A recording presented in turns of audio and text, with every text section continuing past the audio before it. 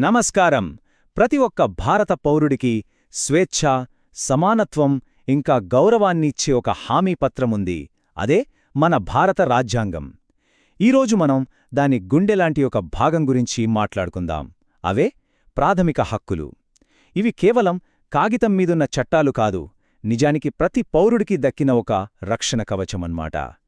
మన రాజ్యాంగం మొదలవటమే కొన్ని శక్తిమంతమైన మాటలతో మొదలవుతుంది. భారత ప్రజలమైన మేము. ఈ ఒక్క వాక్యంలో ఎంత అర్థముందో తెలుసా? ఇది ఏం చెప్తోందంటే, ఈ దేశంలో అసలైన అధికారం రాజుల దగ్గరో ప్రభుత్వాల దగ్గరో లేదు. అది మన దగ్గర, అంటే ప్రజల దగ్గరే ఉంది. ఈ పీఠికను మన రాజ్యాంగానికి ఒక మార్గసూచి, అంటే ఒక రోడ్ మ్యాప్ లాంటిదనుకోవచ్చు. అసలు మన దేశం ఏ దారిలో నడవాలి, మన లక్ష్యాలు ఏంటి అనేది ఇది చెప్తుంది. సరే, ఇప్పుడు ఈ రోడ్ మ్యాప్లో ఉన్న కొన్ని ముఖ్యమైన పదాల లోతుల్లోకి వెళ్ళి చూద్దాం. ఈ పదం చాలా సింపుల్గా ఒకటి చెబుతోంది. అదేంటంటే, భారతదేశం ఏ ఇతర దేశం కంట్రోల్లో లేదు, మేం పూర్తిగా స్వతంత్రులం, మా దేశానికి సంబంధించిన నిర్ణయాలు మేమే తీసుకుంటాం, అంతే. ఇక్కడొక ఆసక్తికరమైన విషయముంది. ఈ సోషలిస్ట్ అనే పదం మొదట్లో రాజ్యాంగంలో లేదు. దీన్ని 1976లో 42వ సవరణ ద్వారా యాడ్ చేశారు. ఎందుకంటే ఆ సమయంలో దేశం అనుసరిస్తున్న ఆర్థిక విధానాన్ని స్పష్టంగా చెప్పడం కోసం ఈ మార్పు చేశారన్నమాట. దీని అర్థం చాలా స్పష్టం. ప్రభుత్వానికి అధికారికంగా ఒక మతమంటూ ఏదీ లేదు. అంటే ప్రభుత్వం ఏ ఒక్క మతానికి చెందింది కాదు. అయితే అదే సమయంలో అన్ని మతాలను సమానంగా గౌరవిస్తుంది, ఆదరిస్తుంది. ఇది చాలా దేశాల్లో ఉన్న సెక్యులరిజం కంటే భిన్నమైనది. మనది ఒక ప్రత్యేకమైన భారతీయ పద్ధతి.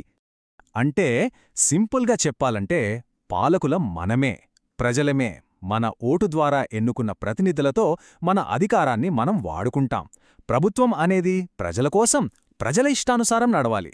అదే కదా ప్రజాస్వామ్యం యొక్క అసలు పవర్. ఇది రాచరికానికి పూర్తి వ్యతిరేకం. రాజుల కాలంలోలాగా తండ్రి తర్వాత కొడుకు పదవిలోకి రావడం ఇక్కడ జరగదు. మన దేశాధినేత అంటే రాష్ట్రపతిని ప్రజలు ఎన్నుకుంటారు. వారసత్వంగా ఆ పదవి రానే రాదు. మనది ప్రజాస్వామ్య నాయకత్వమని చెప్పడానికి ఇంతకంటే మంచి ఉదాహరణ ఏముంటుంది? సరే, ఇప్పటిదాకా పీఠికలో మన దేశం చేసుకున్న పెద్ద పెద్ద వాగ్దానాల గురించి చూశాం కదా. మరి ఈ వాగ్దానాలు కేవలం మాటలకే పరిమితమా, లేక వాటిని నిజం చేయడానికేమైనా చేశారా? ఆ సమాధానం మనకు రాజ్యాంగంలోని 3వ భాగంలో దొరుకుతుంది. పదండి, అక్కడికి వెళదాం. ఈ భాగాన్నే భారతదేశపు మ్యాగ్నా కార్టా అని ఎందుకంటారంటే, దాని వెనక ఒక పెద్ద కారణముంది. మ్యాగ్నా కార్టా అనేది కొన్ని వందల ఏళ్ల క్రితం ఇంగ్లండ్లో ప్రజల హక్కుల కోసం చేసిన ఒక చారిత్రాత్మక ఒప్పందం. సో మన రాజ్యాంగంలోని ఈ 3వ భాగానికి కూడా అంతటి ప్రాముఖ్యత, అంతటి బలం ఉంది అని చెప్పడానికే ఈ పోలికనమాట. మన రాజ్యాంగం మొదట అమల్లోకొచ్చినప్పుడు పౌరులకు 7 ప్రాథమిక హక్కులను ఇచ్చింది. అవును, మీరు విన్నది కరెక్టే, 7. కాని ఇక్కడే ఒక ట్విస్టుంది. కథ ఇక్కడతో ఆగిపోలేదు.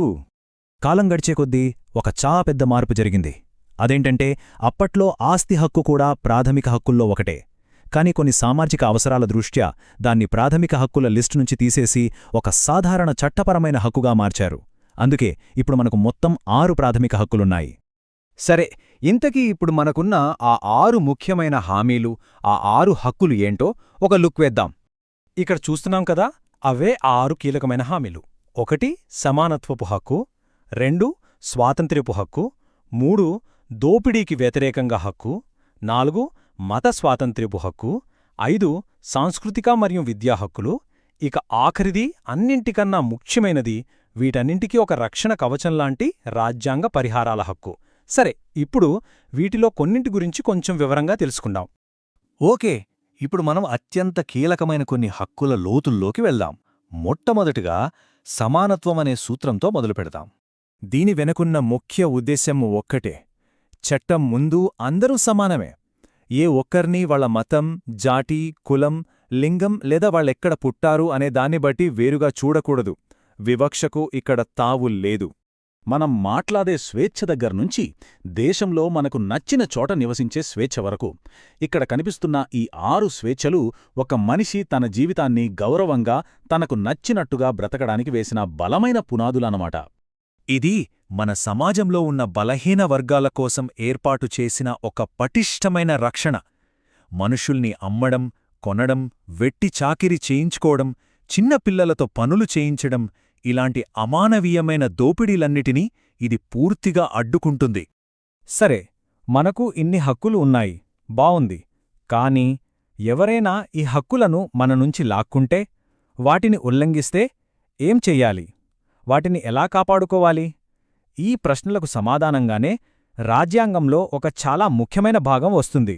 అదే ఈ హక్కుల అమలు మరియు వాటికి సంబంధించిన పరిహారాలు. మన రాజ్యాంగ నిర్మాత డాక్టర్ బిఆర్ అంబేడ్కర్ గారు అన్న మాటలివి. ఒక హక్కును రాజ్యాంగానికి హృదయం, ఆత్మ అని పిలిచారంటే ఆలోచించండి. ఆర్టికల్ 32 అంటే రాజ్యాంగ పరిహారాల హక్కుకు ఎంత ప్రాముఖ్యత ఉందో. అందుకే సుప్రీంకోర్టును రాజ్యాంగ సంరక్షకుడు అని పిలుస్తారు.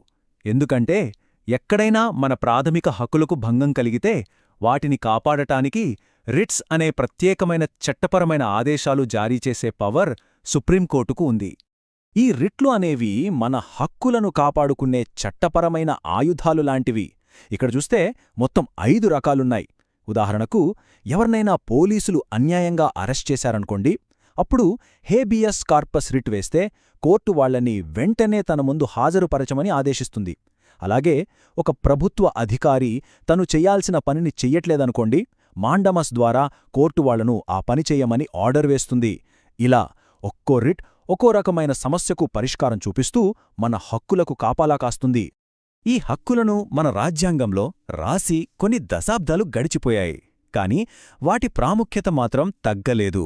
బహుశా ఇంకా పెరిగిందనే చెప్పాలి. మరి ఈ చారిత్రాత్మక హామీలలో మారుతున్న నేటి ప్రపంచంలో ఏ హక్కు అత్యంత కీలకమైనదిగా నిలుస్తుందనిపిస్తోంది? ఇది నిజంగా ఆలోచించాల్సిన ప్రశ్న. ఈ అంశంపై మరింత లోతుగా తెలుసుకోవడానికి ఇది ఒక మంచి ప్రారంభం అవుతుందని ఆశిస్తున్నాం.